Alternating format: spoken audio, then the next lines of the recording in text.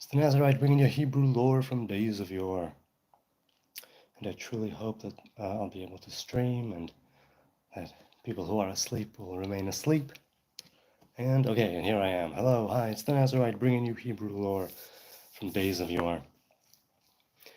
And it's been a good weekend. It's been a good Shabbos. There's a poll going on at this very moment if you're watching live. And one person is here. Hello, one person. Or is it, again, me on the laptop? Or how does it work? If you are here, hello. How are you? Who are you? Let me know. So I'm going to go over a few comments that I got recently. And we'll see where this goes. Okay. So in my stream last week, BMXers says, it says to preserve slash save life at all costs. And so many Jewish lives were saved in and around 1948. So I told him it's not at all costs. It doesn't specify that in the Torah, and it doesn't specify that in halacha, that it's at all costs. Quite the opposite, right? There are limits and different, I guess, checks and balances of sorts with halacha, even when it has to do with preserving or saving life. So he says, oh wait, I'm sorry. He said, okay, how though? No, I'm sorry, that's not. There was it was XRP who was talking to BMXers. I just need to find his next comment. Okay, so a BMXer says, I'm pretty sure it says or infers at all costs. Of course, it should be taken in context, he says. And like if somebody is drowning, but you can't swim, or you're not a strong enough swimmer, it's better not, because then both lives can be lost. Right, so it's something like that, where there are limitations, there are halachas, rules and regulations on what constitutes the cost, right? What would it be? What would it not be? And it's on a case-by-case basis, but halacha does specify limits. XRP said, wait, where was he? Oh, okay. He said that he wanted to visit Judea, and he asked if it's safe. I said, yeah, Israel is pretty much safe all the time. And wait, hold on a second. He said, if we can speak on your knowledge of Yeshu, am open-minded, hearted, and would love to get more intimate with a Nazarite brother. So I told him, I don't have any knowledge of Yeshu, right? I read the New Testament once in my life. I told him my knowledge of Yeshua is virtually non-existent, so the ball is in your court. And so he says, and now I'm reading this now because I haven't read it yet. So he says, how though? How is there nothing in Hebrew on this person? I didn't say there isn't. I just said that it's not my bag. He said, nothing at all? You got to have something. Is there anything in Hebrewism? I don't know what Hebrewism is. Nazine. Again, I'm assuming he means Nazarene, and that's of Nazareth. That is not Nazarite. It's a slight difference, but it matters. So he says about other people, right? Do they have any, is there anything there? Of course there are things there. But I know that the name of Yeshu is mentioned in Josephus Flavius, right? Is it Wars of the Milchamot HaYudim, Wars of the Jews, I think, and some of the apocryphal texts, Sfarim Chitzonim, the external books that didn't make it into the Hebrew Bible. And there's also mention of him, if indeed it was him, in the Babylonian Talmud. I'm not sure about the Jerusalem Talmud off the top of my head. And so things are written, but A, they're negative as far as I know, and B, I need to consider the source. And B, I don't know if there were, it has to do with, let's say, eyewitness account, first-hand account, whatever you'd want to call it. And so I don't know if there, of course, there are things about other people, right? And there were many sects in the Jewish religion, in the Hebrew faith at the time, especially Second Temple era. It's part of why it, never mind, let's not go there. So he says, I'm just trying to hash out where Yeshu is in that chronology, as our culture here is centralized on it. Well, traditionally, Second Temple era Jerusalem, right? And he says, if you can't find anything, then there's a huge hole that needs to be filled. So it's not that I don't find anything. It's the guy, it's the idea, right, of this man And because Christianity, or some sects, large swathes of Christianity, consider him a deity, an actual literal son of God, a God incarnate, that's something that we as Hebrew people don't deal with. It's like there is no God incarnate. There is no God in human form. There is the human being, which is the image of God. And you can get really, really close, but you can never be the creator. And so that's where the Torah draws the line, which is okay. So, and obviously, I'm sure other texts did speak of Yeshua, however you want to call him. But because of that, I believe, and because of the rise of Christianity and the different churches, it was something that simply didn't make it, in the mainstream sense. Okay. Now, as for a huge hole that needs to be filled, maybe, but supposedly it's the New Testament for the Christians and the letter to the Hebrews and whatnot that fill that hole. As you are a Nazarite, which in my opinion, Christ's mindset during his early years in Palestine. So it wasn't Palestine, it was Judea.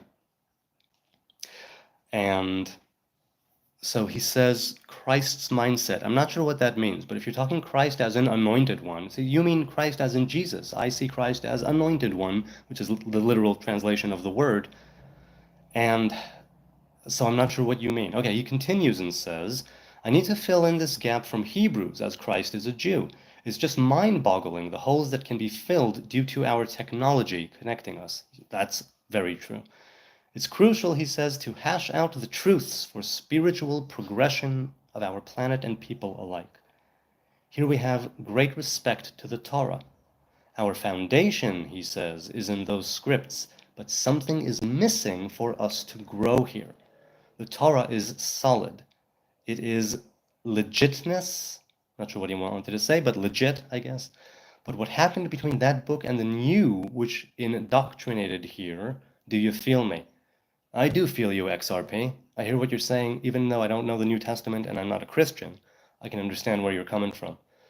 That idea of the foundations being there, but having a kind of disconnect. And this is why I, just personally, on a personal level, I wanted to go back to a specific, certain Hebrew root. I wanted to go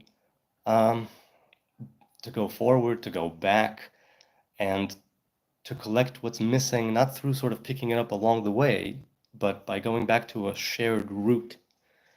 And in doing so, right, like you said, that there's, what was it?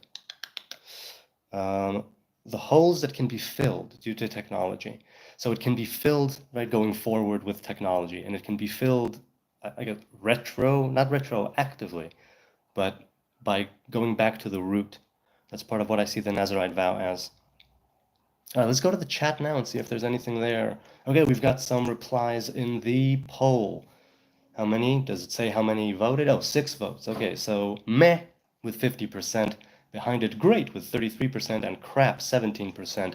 Good people near and far. If you voted, tell me, why did you vote that way, and what's up? And if it's not great, can we make it great? All right. Give your no, says Schlock. Give your no? Not sure what you mean. Hi, Luis Gustavo Silva. Hello, Schlock. Bod Ducks says, you remind me of a guy off Pirates of the Caribbean. Yes, I dressed up as Captain Jack Sparrow a few years ago. That was fun. Sunil Kaur says, hi, hi-oh, hello. How are you? Still me. Hey, good to see you, man. Hello, good human. It's good to be here again. Good health and wealth to you all and to you. And he who is blessing us will be blessed.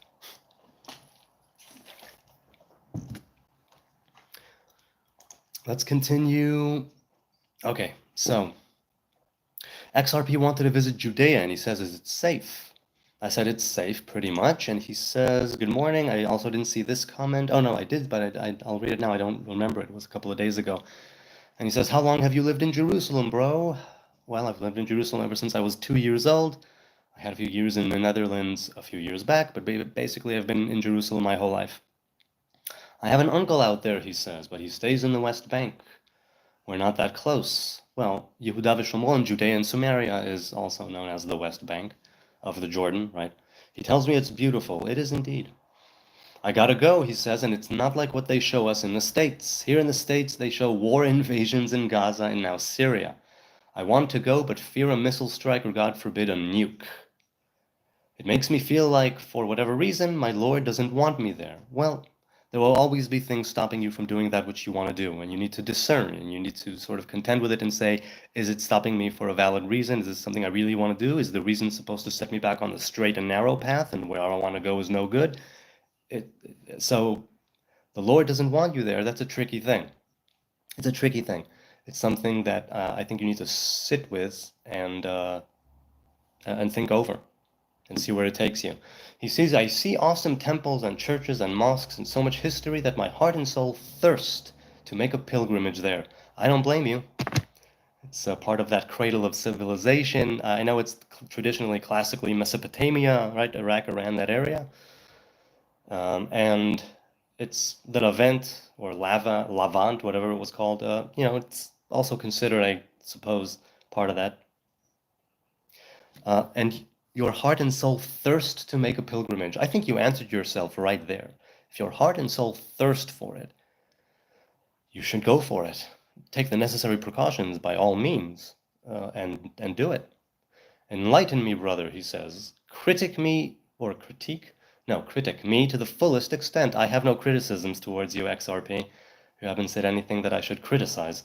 Jerusalem is so far from my current home. Why am I so obsessed with it right now? I know I am obsessed with it. Living here is a trip. Ever since October 7th, I've been passionate about Judea, Hebrews, Christianity, and Zoroastrianism, with Yeshu and hashing it all out. So I'm assuming you are Christian, grew up Christian. I don't do it for myself, he says. I do it for the kids. This part I remember because it moved me. He says, I don't do it for myself. I do it for the kids, so they can follow what's right and not be blind like the many around this town. Now, that's the part I remembered. I read it hastily, but I did remember that last bit about wanting his kids to grow up and do what's right. That's what I hope for my children.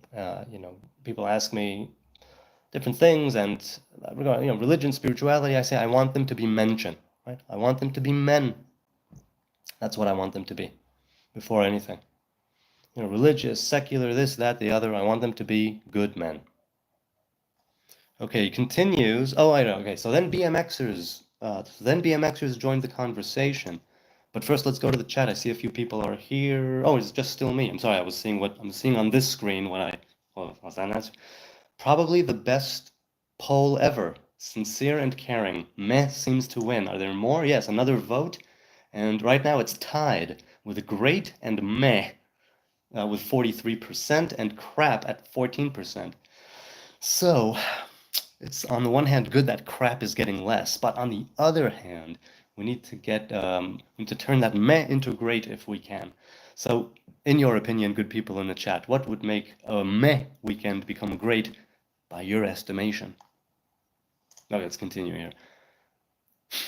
How far back in history would you look at your country's war?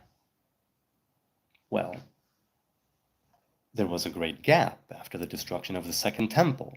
So,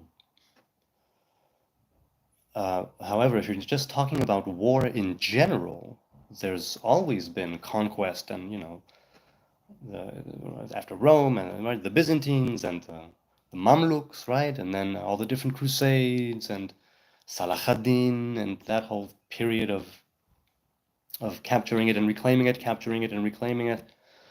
And then the Ottoman Empire for a long time, the British Mandate for a long time, and hostilities, conflict, and war are part and parcel of this land, at least until there is peace here and all over the world. Adonai, please, God willing. Let's make it happen. Make us worthy, Adonai. Take bloodshed and war away from this earth at this very moment right now. And help us live in peace. Live in peace. So how far back in history? I don't know. Or if you're talking about the state of Israel, we've been in a state of emergency, technically speaking, ever since its establishment in 1948. But hostilities, conflicts were happening way before that and before, the different aliyot and the 19th century, late 19th century Zionism, that whole thing. That's bumper sticker worthy. Turn that meh into great. Yeah, right. At least that's what you should strive for. It doesn't mean you can do it all the time. Obviously, you can't. But to have that question of, how could I still do something? Have I exhausted everything? Is there still something to be done to turn the meh into great? Because you know what that meh is for me? It's that silent desperation, a quiet desperation that, was it Thoreau? Henry David Thoreau? Did he say that? I think it was him, maybe someone else. Uh, probably someone else. I get my right? That most of, did he say Englishmen, British men, or just men live out their lives in quiet desperation? That would be that meh. I don't want the meh. I'll take great um, over meh. And of course, it's not 100% of the time. All right, let's continue here in the comments. BMXers says, he told, you know what, maybe, no, I'll keep going with this thread. I'll keep going with this thread from a couple of days ago. He said, I know you didn't ask me, but I read everything you said, and I can tell you from what I understood as a second witness or whatever, that it's almost always safe in that area and in Israel in general. It's just the places close to the borders, especially the northern border and southern borders of Israel, that's under almost constant threat of missiles. No, the center has come under threat all the time, but over the years, right, and over the decades, yes, south and north have been under more threat, historically speaking. So he replied to the BMXer and said, dude, that doesn't sound safe. From my understanding, Israel isn't big. You don't feel trapped or unwanted at that point. I mean, like, aren't you close enough to hear missiles? It can't be that far. So BMXers lives in South Africa, but even though he wasn't talking to me, I'll take a stab at it. Let's put it this way. It's very safe until. And trapped or unwanted? Unwanted by our neighbors or the leadership and the regimes of those neighbors, definitely. Trapped? No. I believe that Israel, as a state, a country, a piece of land, whatever you want to call it, it holds in it this specialness, right? This quality for the Hebrew people, and we wouldn't feel trapped in it. However, obviously, there have been times when Israel was under siege, different towns, different cities, Jerusalem, that whole thing. And I'm sure they felt trapped there. But I'm going to just say, the way I see it is if you're going to be trapped in the ancestral homeland. Maybe I'm wrong. Aren't you close enough to hear missiles? Yes. Depending on where you are, yes, you can hear the missiles and you can see the Kippat Barzel or the Kel David systems go into effect and intercept the missiles. And there are times when you hear the mortars coming in, and there are times, the rockets or the missiles. Yeah, Jerusalem, I believe, is only ballistic missiles, or missiles rather than rockets. Not necessarily, missiles and not rockets. Rockets usually don't arrive in Jerusalem, as far as I know, not recently. BMXers said, also, just from my understanding, on a map it looks small, and yes, it is rather small, but the rockets can't reach that far. Right, that's exactly what I said. But like he said, and you seem to have missed, it's rather safe, he said. So yeah, XRP, Israel is safe, and Judea is safe. Is the West Bank safe? That's where Jerusalem is, right? So no, Jerusalem is not, it is west of the Jordan geographically, but Jerusalem is its own thing, and it is in part of it. So back in the times when the tribes took their own pieces of land, right, when the conquest and Joshua. So Jerusalem is sort of in between Judah and Benjamin's share. Right, Judea and Samaria, Yehuda v'Shomron. Shomron later became the capital of the kingdom of Israel when it split after Solomon. And Jerusalem was the capital of Yehuda. So it is Judea, but it's not the West Bank as in Judea and Samaria. There are parts of the West Bank that are much closer to the borders and to the, right after the Oslo Accords, you have A, B, and C zones. So look up A, B, and C zones, and you'll be able to see where it would be more safe for you and where it wouldn't by your estimation. XRP says, can you guys leave? Why live in a war zone? Are you trapped there? What's the psychology of normalizing missile warning? Also, are they actually shooting missiles to Israel? Yes, missiles and rockets and mortars and rifles and guns and anything that they can convert into weapons, and many Molotov cocktails, many stabbings. Yeah, in Jerusalem and all over Israel. Now, I still say it's safe. You could see that as a paradox. I see it as an oxymoron. You can see it as an oxymoron. I think of it as an axiom, if those are the correct terms. So the psychology of normalizing missile warnings, there is no such normalizing. It's everybody here is sort of chronically with some shade of post-traumatic stress disorder, always having a major war, always with the terrorist attacks, again, be it suicide bombers, be it the stabbing, be it the shooting, be it lynches, be it, and it's, I went, I'm not trapped. I have foreign citizenship in the US. My family has foreign citizenship in the European Union. I don't have to be here. So I'm not a psychologist, I've never studied it other than one quick semester in high school. So I don't know the psychology of normalizing it. It's normal because it's our normal. And it's never normal, much like with the hostages. It's been over, it's been like almost 600 days, something like that, or 500 days. Ugh. And that can't become normal. But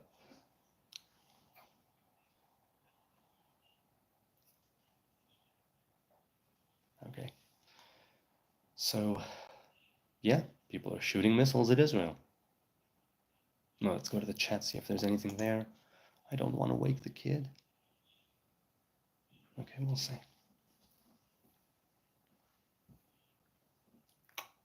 Kyle Govender says, he asked how far back, right, the country of the war goes. Last time I was here, I boiled down the Gaza war to Hamas attacked. Therefore, they're bad. You said that depends how far back you look. Yes, because those who are against the state of Israel, those who are against Jews at large, will say that it didn't happen in a vacuum, and Israel has been oppressing and genociding the Palestinian people for almost a century, like 80 years or so, and that will not stand. And it's armed resistance, and it's valid, and it's all of those things. So that's why I say it depends how far back you look. Do you look 70 years, 80 years, 100 years, 3,000 years, 10,000 years? How far back do you look? This land was always being fought over. This land has rivers of blood flowing through it. This land has so much war, so much hostilities, so much conflict, almost all the time. Now, there was a long stretch of time after the Second Temple, right? Like I said, where the Jews were not having a war because there was only there's a very small population here throughout the generations after the fall of the Second Temple and until modern day Zionism and even a bit before that. But the point is that it depends on how far back you look, because you could look at it either way. I have my opinion. I have the time frame through which I view it.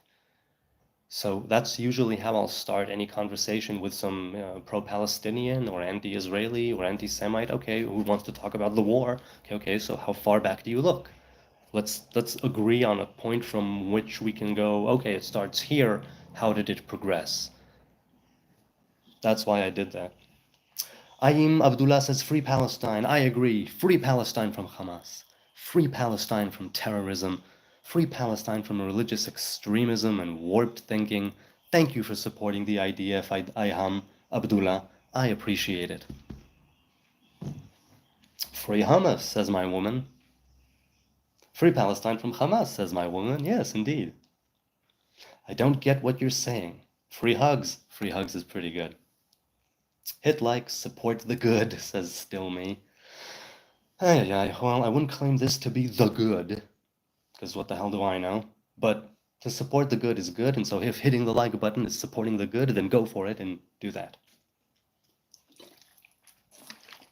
A couple of retracted messages from Ayham and my woman. I wonder what that was. Still me says, even a missile 1,000 miles away affects the world. Well, it depends on what that missile is carrying, right? Warheads matter, people. Iham says, no, my keyboard thinks is correcting the word Hamas. Okay. Well, I'll tell you. If Hamas would put down their weapons and surrender and, right, demilitarize, or whatever the term is, we can have peace there. They had the option in 2005. They didn't take it, sadly. They would rather take money from the world and invest it in killing and hatred and indoctrination of twisted ideas than provide welfare and education and infrastructure for the place that they were governing. It's such a mess. Such a mess. Okay. So why live in a war zone? He asked. This is our home. We lived here through many war zones, and we're living through one now. It's our home, and that's all, and it's our ancestral land. Oi. XRP said to BMXers, but once again, I'll take a stab at it. The Star of David on the flag, what is the history of that star? So the star on the flag is basically two lines, the Star of David, blue and white. The two lines are reminiscent of the tallis, the prayer shawl, which according to some traditions, has lines, blue or black or silver or gold or whatever, or multicolored lines. The Star of David has been a symbol of the Hebrew people. I mean, if you look at it historically, sort of academically, it's Middle Ages. That's when it started popping up. But the books and the texts and the things that popped up in the Middle Ages were traditionally in the Hebrew faith. Some disagree. Are a lot more ancient, and they only sort of came to light in the Middle Ages, but were not written in the Middle Ages. Different, I think, mainly Kabbalistic texts. So the history of the star is that, look, the stars, a pentacle, a pentagram, the hexagram, and others, the different pointed stars have meaning in many different faiths and cultures and religions. The Star of David, as far as the Hebrew faith is concerned, is the six-pointed star representing the masculine and the sort of invisible seventh star representing the feminine. The feminine is corresponds to David and the emanation called Malchut, meaning kingdom.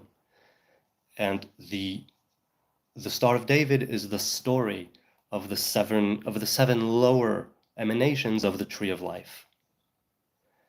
So like I said, it appears a lot in Kabbalah for that reason, right? And it pops up, like I said, in the Middle Ages.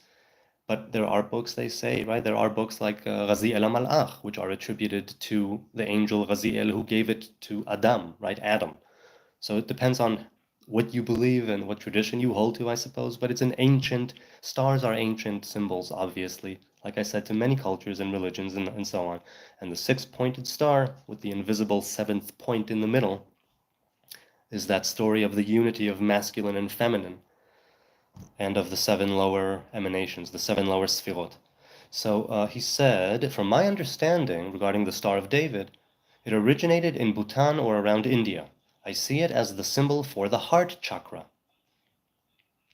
Was the symbol from the east of Jerusalem and travel from the east? So again, I don't know the history of it in that sense. I know the history of it in the Hebrew, right, sense, and the, let's say, Kabbalistic sense.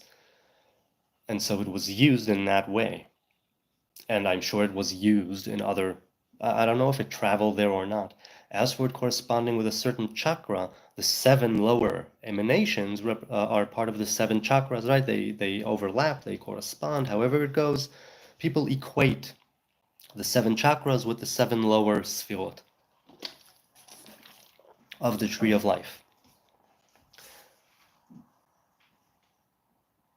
Hello. There's a cat on the windowsill. Hello. Don't come in here. Not for you. There are leftovers waiting for me to put them away. What a great Shabbos meal we had. Oh, wow. Not for you. Okay. So BMXers replied to him, and he said, I don't know about that, but what I do know, or rather understood, is that it has its origins from one of the ancient pagan religions, and it can be found in basically every pagan religion. Apparently, he says it wasn't a symbol of even rabbinic Judaism until rather recently, in comparison of the years of the religion's existence. According to an Orthodox rabbi in Israel, BMXer says that's the case. Yeah, I pretty much agree with that.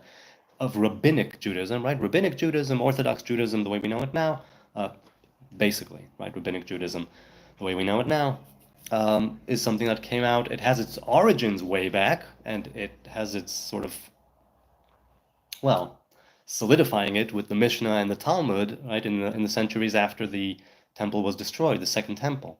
So it does appear there, and it does appear earlier. So I suppose once again, it's the time frame. How far back do you go? Do you believe that the ancient texts from the Middle Ages are ancient, or were they written in the Middle Ages? But I think that's where it pops up. Let's go to the chat. Is there anything there? Wait a minute. No. Okay, we're good? Yes, we're good. Let's continue with that comment thread. Okay. XRP replied to him, "No, bro, it's not pagan. It's part of the Hinduism chakra system," he says. "I found it in a book called Eastern Body, Western Mind by Anodia Judith. I found it as I became a father. I wanted to understand the psychological development of humans." So I wonder, did you go for did you read sort of clinicians as well and researchers in modern psychology, or how did that work? I'm curious. And I think it's wonderful that when you became a father, you wanted to understand the development psychologically of humans. I think that's really great. Oh, you know what? I'm just going to mute my phone. Mute. There. Okay, let's continue. He says it's the best book I've read. Wow. The best book.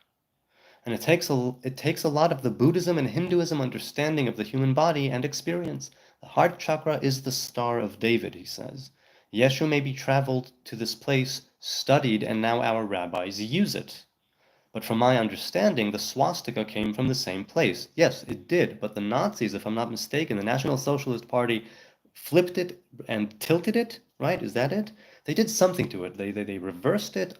They made a change. And so now the swastika, which has always been a symbol not of being a Nazi, is now really, really associated with the National Socialist Party and the neo-Nazis. And that's not good. What are they doing with these symbols? So I don't know the history of it, but I know that they were smart. They knew exactly what they were doing when they took that symbol and sort of inverted it, or whatever it is they did to it. XRP says, "I don't want Israel to be hurt like during the Holocaust." Nor do I. This is why I need to understand what my Jewish brothers and sisters from the Holy Land are thinking when they are telling you. When they are telling you, "Is this going to be a setup, another attack on my Jews?" he says. What the sorcery is going on here? Why use that on your flag? Please, I love all life. I don't want to see anyone hurt. I'll just give that a like and a heart because it was yesterday and it was Shabbos, I think, when this came in, so I didn't see it. So there's a lot there. You say that Yeshu maybe traveled to this place, studied on how our rabbis use it. Wait, traveled from east to west or from west to east? Where do you see him traveling to?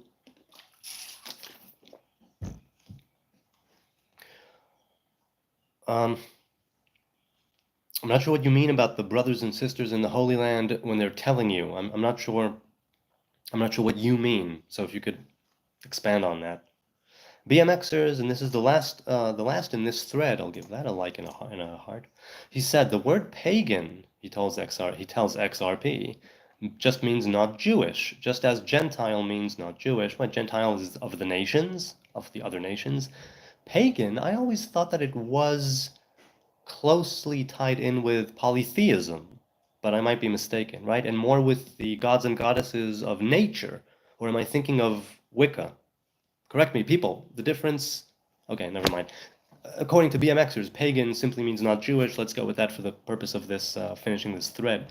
He says, the rabbis of old, before and during the creation of the state of Israel, knew it had nothing to do with Judaism of any kind.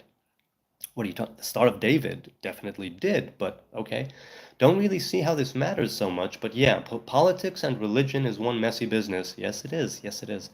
My personal belief, he says, is also that symbol was put on the Jewish people as a curse, so they'd be persecuted for it wherever they go.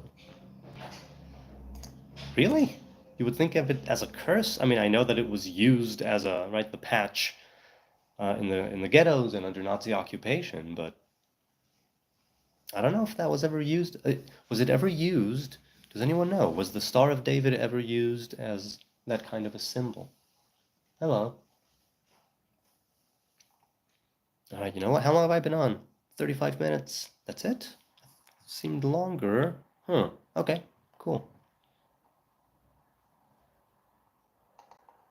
I guess because I'm tired. Even though I did nap today, I managed to snag an afternoon nap on the couch. It was fun. It was good. I was recharged. Hang on a second. All right, let's continue here with the chat. Okay, Hamas. My woman says Hamas is literally torturing their own people. Ayam replies, but if Hamas put down their weapons, then Israel will fully take over Palestine. If that's the case, why did Israel offer peace multiple times? Do you see how that doesn't add up historically?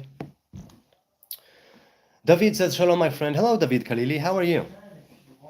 Caleb Kiefer is here. Shalom, shalom, brother. I pray your day is going well. And yours. Speaking of which, let's see how the poll is doing right now.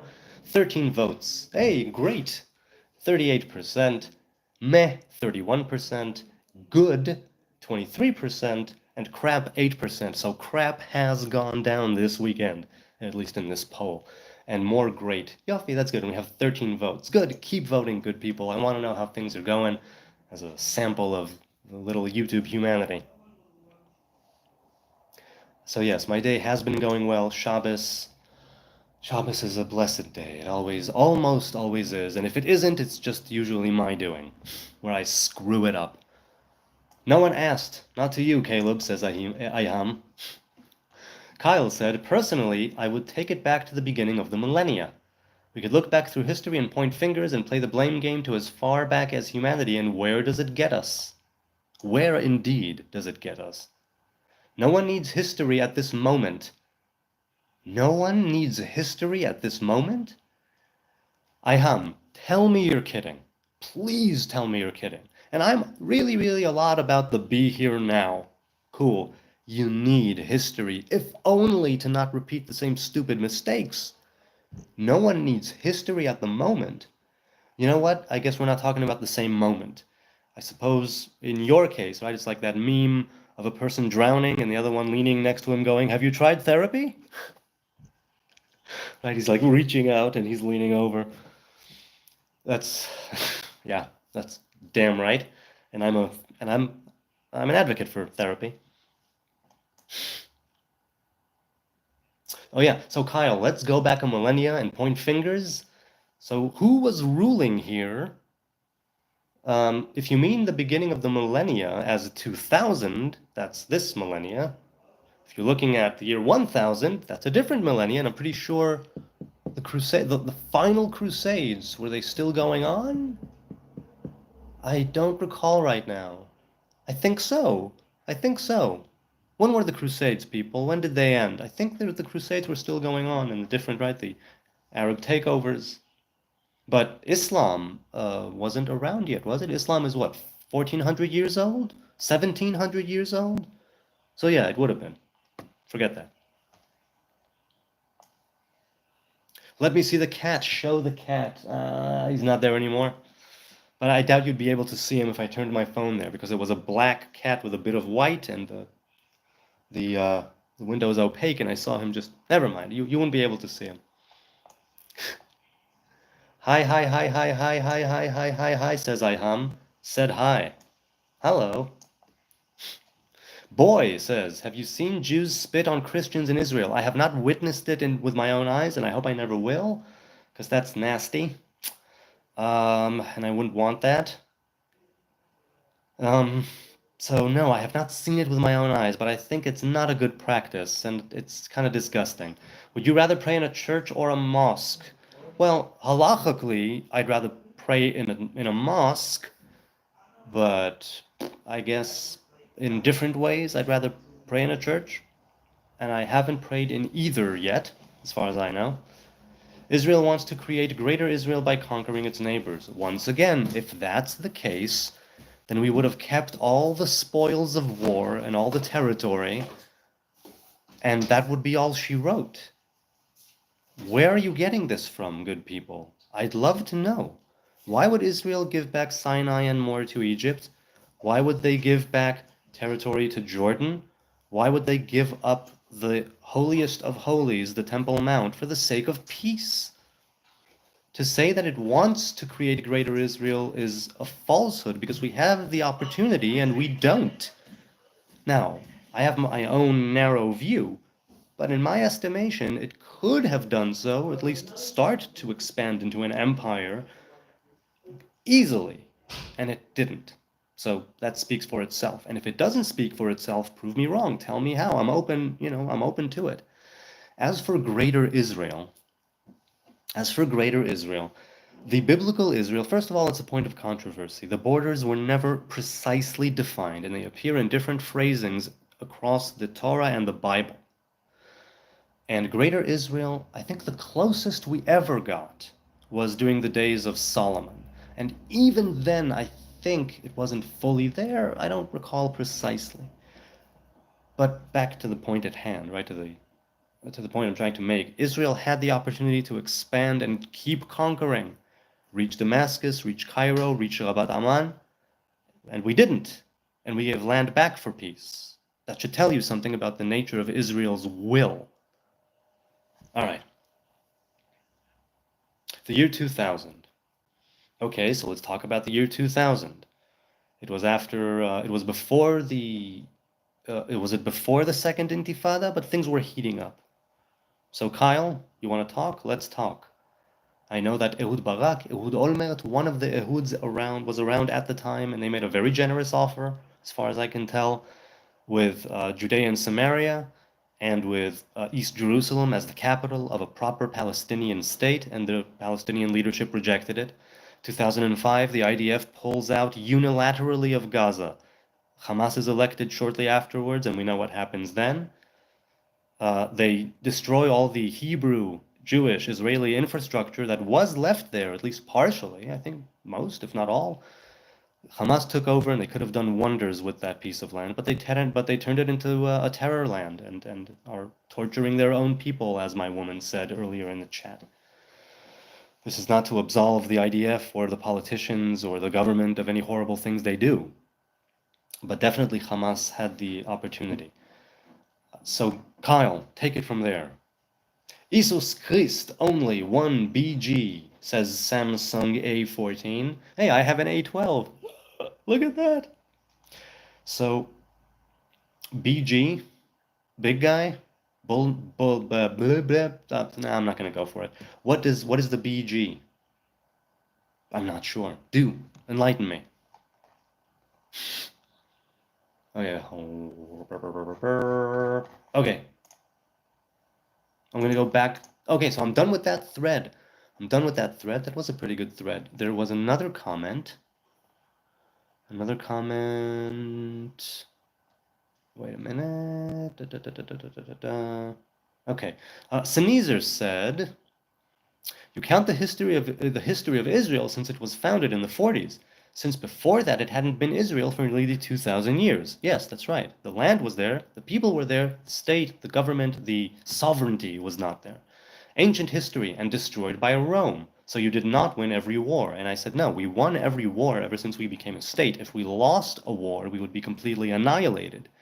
Judenrein, no Jews, right? And Islam and the right will be right, and not the Hebrew faith.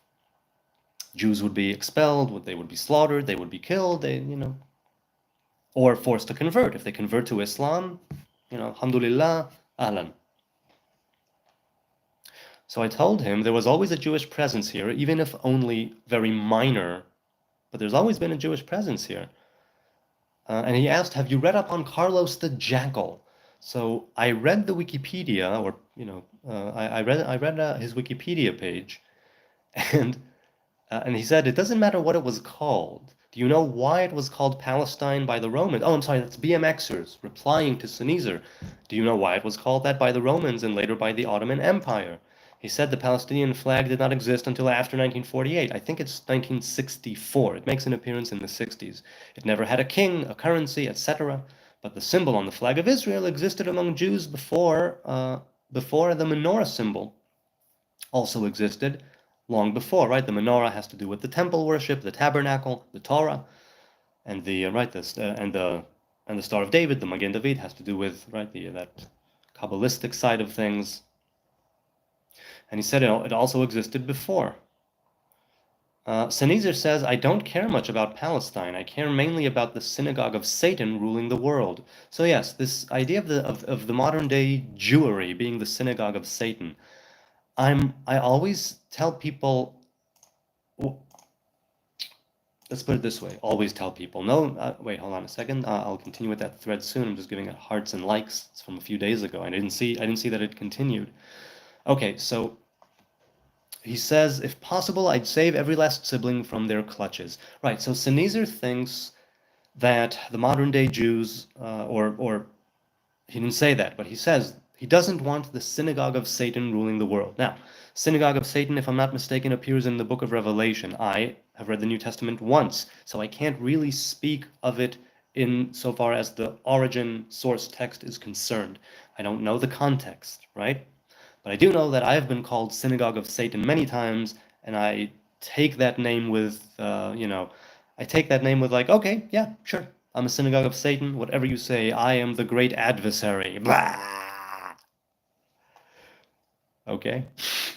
BMXer says, what are you talking about, Sneezer? Are you a Palestinian living in Canada? To which Sneezer replies, if I was Palestinian, wouldn't I care about Palestine, theoretically at least? And BMXers told him, of course, the problem is most Palestinians don't seem to care about other Palestinians. Their actions, he says, point to them only caring about Muslim conquest and going to heaven, Jannah, by dying for the cause in the process.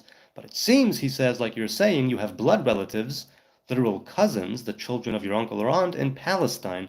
I was asking because I wanted to know if you're biased. Well, you could have family there and not be biased, but obviously that would sort of play a role. It would be a major factor. Could be. I don't think so. I think Sneezer is not a Palestinian, but I'll let him answer that question. As for the Palestinians caring only about Muslim conquest and going to heaven, no, I think that the people are brainwashed and indoctrinated by religious extremists. And I think that they, if they had their own will, if you will, and I'm not to say what they ought to do, I'm not there, but I know that if it were the case that they were not being indoctrinated to hate and brainwashed to kill Jews and go to heaven, then things would be different, because the average Palestinian on the street, as it were, Joe and Joette Palestine, I think without all that extremism, would want to live in peace and prosperity and raise their kids and see good times and have peace with their neighbors.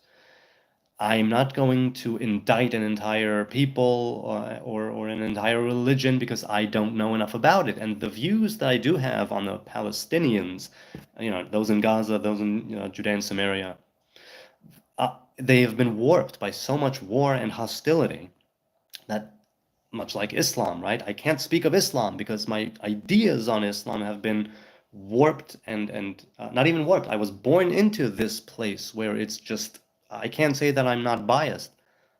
You know what I'm saying? But these are two people, one from Canada, one from South Africa, who are going at it, and I'm just watching and giving my 2 cents. Okay. Kyle says, there is nothing more to say. Hamas made their choices, and those choices involve a blatant genocide attempt against the Jews. Yeah, that's what they would like, right? The state of Israel will continue to exist until Islam takes it over. I'm paraphrasing part of their charter. And it's just doesn't seem to be doing their people much good, but who am I to say? Hamas made their choices, yes, and this war will continue to be fought until they are, or their militant wing is eradicated. But we need to de-radicalize both sides after this war. We need to de-radicalize. We just can't continue living like this. It can't. You can't have so many generations passing on that title of refugee, and you can't have this many people here in Israel who want to be genocided by everyone around us. It's just, it can't continue. It cannot. Ijas Ahmed says, fools, Satan followers only make war against Lord God. Now, I'm not sure what you're saying that in reaction to, but it was written 4 minutes ago, so I am a fool. Sometimes I suppose I do follow the adversary, though not as a way of life. And to make war against God, I don't know God. All I know is how God reveals himself to me, and I'm not making any war personally against that. In fact, I am trying to embody, right, those attributes and revelations of Adonai. So, I'm not sure what you mean. As for being a fool, yes, I will be a fool, but eventually, because of my foolery, I will be a master. And then I'll get to be a fool at other things. Should I call it a day? Almost an hour? I think I will. I think I'll call it a day. Although there was one thing I wanted to say. Okay, yeah, short thing from this week's Torah portion, right? So this week's, right, not the new week, but this Shabbos. It was Tazria Mitzorah. There is the leper, biblical leprosy, right? Biblical leprosy, not the modern day leprosy. Biblical leprosy, a skin disorder that's strongly, I guess, correlated with keeping one's tongue and not being one of, well, not to gossip and to be of a cleaner tongue, let's say. It's associated with that biblical leprosy. Biblical leprosy can appear in right on your head. It can appear in your in the beard, the hair of your head. It can be in the home, and it can be in different places in your skin. Once the leper has been purified and cleansed, right? Or done with the disease, let's say, and the priest gives him the go-ahead, then there is a ritual that takes place. And it touches on a few different things. One thing I want to say is that it's, I think, the only instance where there is a living animal that comes before God and is not slaughtered. So part of the offerings and the sacrifices that the leper brings is 2 doves, 2 birds, whichever, whatever the case may be. It says tziporim. So yes, it's birds. The kosher type of bird. And one of them would be killed, and the live one would be dipped slightly in, I think it's slightly, in the blood of the killed, right, of the slaughtered bird, and then it would be set free. So you have 2 birds, one lives, one dies, and the one that lives is released, but it carries the mark of the mark of the bird that died. To me, it represents that process of regeneration. Right? If we're talking about why know history and why not know history, and why it's important or not important in the moment, that idea of setting free that bird, and then carrying the mark, you're done with one part, and you've been cleansed from the leprosy. And now going forward, you can't just make a clean break. You can't just go fly. No, you need to carry this with you. Keep it in your memory. Know your history so you don't make the same mistakes. Yofi, on that note, I will say thank you to each and every one of you, those watching now, those watching later, the ones who participated in the poll. And before I leave, the poll has 18 votes, with how's your weekend going being the question. So last few seconds here, if you want to vote, vote now, because I'm going to say goodbye and good night from Jerusalem. 18 votes, where great is winning with 33%. Your weekend is going great. A third of the people. I'm happy to hear that. 28% said meh. 22% said good. And 17% crap. So we went from 8 to 17% crap. Well, I'm sorry to say, that's just the way it is. Sometimes it's great. Sometimes it's crap. So let's hope that the meh and the crap turn into good and great. And let's hope to make it a good weekend. I know that Christians, you're going into that God's Day, Sunday, right? So let's hope you have a good Sunday. Us Hebes, who are now escorting the Sabbath Queen outside, out until the next week. May you leave your mark on us, good Shabbos Queen. So let's have a wonderful new week, positive vibration. Oh, and one very, very quick thing. It was a long weekend, right? We had Remembrance Day, Independence Day, and Friday, Saturday. I had a wonderful Independence Day. It's so bittersweet. Always, always bittersweet, because it's the Day of Remembrance followed by the Day of Independence. Because we wouldn't be here if it wasn't for all of those brothers and sisters who gave their lives, who continue to give their lives. I pray for real peace, world peace, warm peace, embracing peace globally. And I'd love to act in such a way that I'll be able to facilitate that in my own tiny, tiny, tiny, nigh insignificant way. So you, good people out there, be blessed. Be a blessing to others. And I will see you hopefully during the next week at some point for another stream live from Jerusalem. Feel free to leave in the comments. In a minute, it'll be public. Right now, it'll go to private when I hit end stream. But leave a comment.